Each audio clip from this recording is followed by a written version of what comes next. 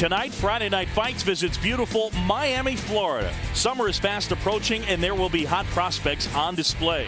In the main event, 2004 Cuban Olympic silver medalist Udell Johnson, perhaps the most talented from that team, puts his 6-0 record on the line in his first 10-round test.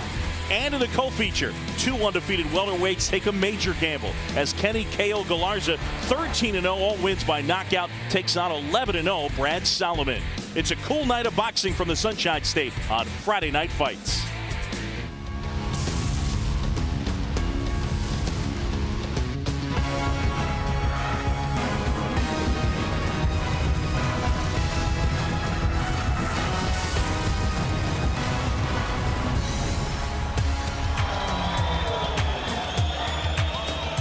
Welcome you to steamy Miami inside Fuchs Pavilion at Miami-Dade Expo, and we bring you Friday Night Fights. All right, Boog, Teddy, thank you so much. Brian Kenny here in the Tecate Friday Night Fights studio. The boxing world this weekend, let's get right to it. Once again, surrounding Yankee Stadium. Stunning. Miguel Cotto, Yuri Foreman, first fight ever at the new stadium, and it harkens back to a bygone era. Now, you can go back a generation ago for the last fight at Yankee Stadium, the old refurbished stadium at the very least. 1976, Muhammad Ali, Ken Norton, Ali Norton 3. Be a controversial decision for Ali, the champ, in front of a disappointing crowd due to a New York City police strike. But it was the last, you see the facade there, the last big fight outdoors in a ballpark, as Marlon Brando would say. Of course, Joe Louis, Max Schmeling had the fight of the century, 1938, in the old Yankee Stadium. A lot more fights. We'll have Bert Sugar's list for you later on. Right now, though, the weigh-in today, Miguel Cotto moving up, 153.5. Foreman, 154 today. The hope is they'll bring in the Puerto Rican fans, the Jewish fans.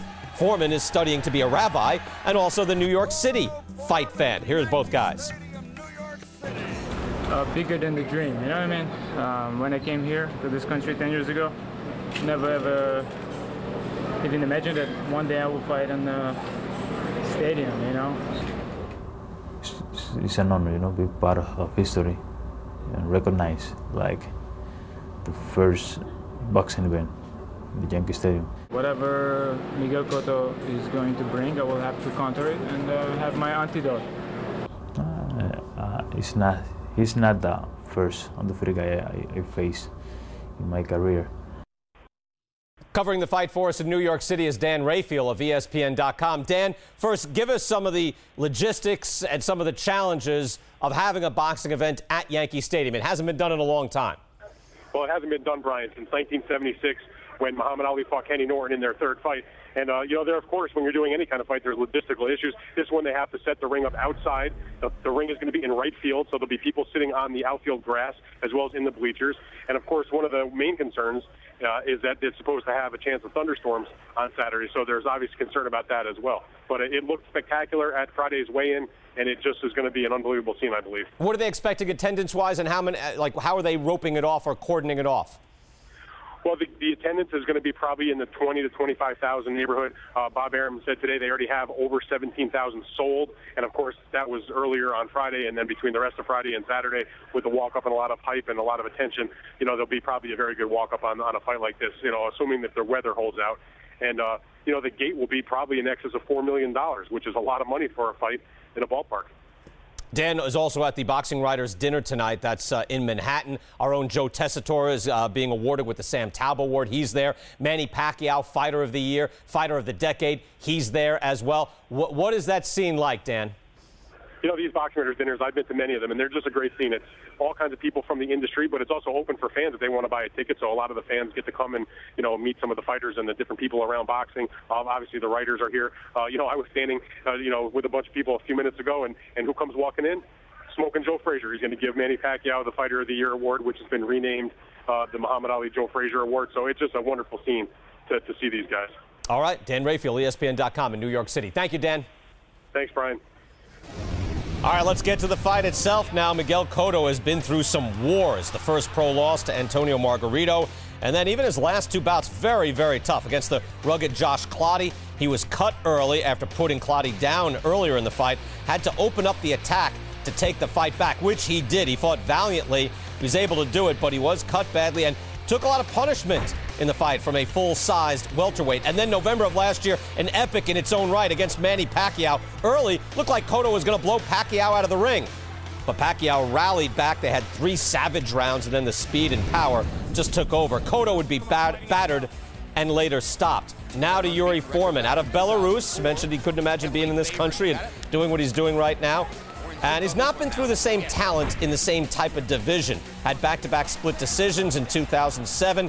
That was against Anthony Thompson, which you just saw. Then Daniel Santos. He'd knock him down twice, take a convincing decision, grab a trinket, gain some fame, get the 28-0 record, and get a name opponent. This is the cash-in right now for Yuri Foreman. Tail of the tape. Both men still in their prime, 29 years old. Foreman is the naturally bigger man at 154 pounds, a full 5'11". You saw him there with a shot at Yankee Stadium, where he was much bigger than Cotto. Cotto was huge at 140. Remember, he was always struggling to make weight at junior welterweight. Full-size, big guy at welterweight. Now not so big at junior middleweight, 154 pounds. All right, let's bring in Teddy Atlas right now. Teddy, I remember very well what you said about Cotto before he fought Pacquiao. That Margarito fight, that bad beating, took a lot out of Miguel Cotto. Well, that was a savage fight against Pacquiao. What do you think is left for him now? Well, that fight against, of course, that last fight against Pacquiao took even more out of him physically, but maybe in this fight, more importantly, more out of him psychologically and spiritually, mentally. Because I think that maybe he's going to be a little tentative, and he can't be tentative against a guy who's going to box and who's going to be longer on the outside like Foreman. And I think that's where he's going to be hurt. He's going to be a little too thoughtful. Some of those ghosts are still in his head from those past fights that he suffered so much. So I'm looking for Yuri Foreman not to be the bigger guy as far as the stronger guy. He's not the stronger guy. That's still the smaller guy, Cotto. But he's the longer, taller guy, and he's going to be able to box. I just think his style is perfect for Cotto. All right, but now this is not an upper echelon pound-for-pound guy, which look, Margarito was at the time. Who knows what was going on there? And then, which we don't know, and then you have Manny Pacquiao, who is either number 1 or number 2 in the sport. Is Foreman in his class? Given that, Teddy, let me just throw this in. Early rounds against Pacquiao, I thought Cotto looked tremendous. I don't think that he's in his class, a class that used to be, but he's in his class now. I think that the most important thing about this fight is that I think Foreman, you have to ask the question, and you brought it up, Brian, very well. Can he handle the stage? Can he handle the moment? Because Cotto has handled the moment. He has handled the stage. He's been in these kind of fights before. And we don't know how Cotto, or we don't know how Foreman is going to behave. But I think he has the character. He came from Israel over here at a young age to be a fighter. He has that kind of character. And again, he's long, he's tall. He's going to be able to box on the outside and take, I think, a plodding fighter to school a little bit, outbox him. Teddy, who do you pick? Give us an exact here. You're calling Foreman? I'm going. Yeah, I mean, look, Cotto's a 2-to-1 favorite, but I'm going to go with the underdog. And not just because I like underdogs. I think there will be blood. I think there's going to be headbutts. I think there's going to be cuts in this fight. They both have scar tissue. That could be an intangible in this fight. There will be blood. But, again, Cotto, the stronger guy, even though he's the smaller guy, but the longer guy, the guy who can box, Foreman uses his feet very well, and I think he's going to be able to navigate his way around to a victory. Box a little bit, catch Cotto coming in, take advantage of his predictability, and at the end of the night, deal the shop one and maybe the mentally shop one, Cotto, another loss. All right, interesting. Teddy, we'll talk to you later on. Thank you so much. Teddy Atlas again joining us here on Friday Night Fights, getting ready for our first live fight of the night. We're asking you on ESPN.com, what will happen in this fight? Cotto KO, 45% of you. Cotto decision, 28%. Teddy out on a limb, according to most of you out there. Teddy is saying Foreman decision, agreeing with only 16% of you. Thanks for voting. Coming up, co-main event, Brad Solomon, Kenny Galarza, and then, of course, in the main event, world class out of Cuba, Udell Johnson. Well, someone will be sky high after this fight here tonight. Back here in beautiful Miami.